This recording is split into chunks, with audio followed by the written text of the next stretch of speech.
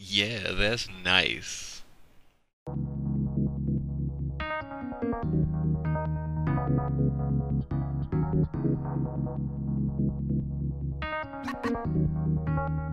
PJ drop this motherfucker.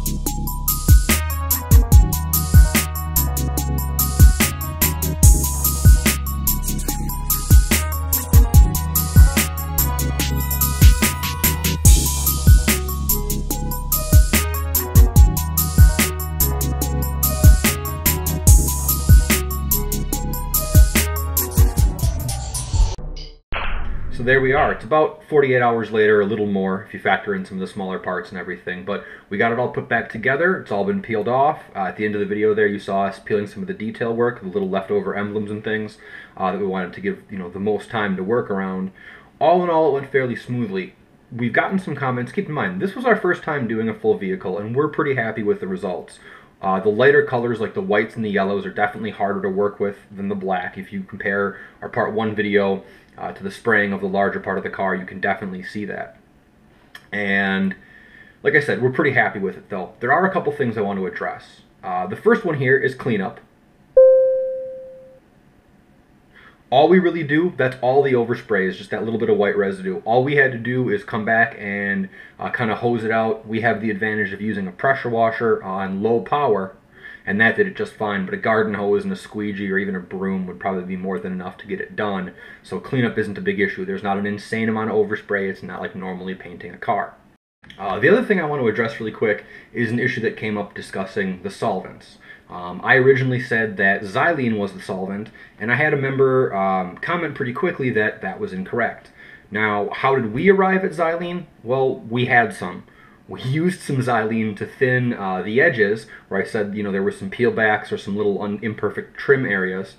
And we also took a little bit of just the raw white and mixed it with xylol, and we were able to use that to kind of paint down and trim edges. So using reductive logic, we determined that the xylene or the xylol was the thinner. He made a mention of something called PF470 or a chemical similar to that.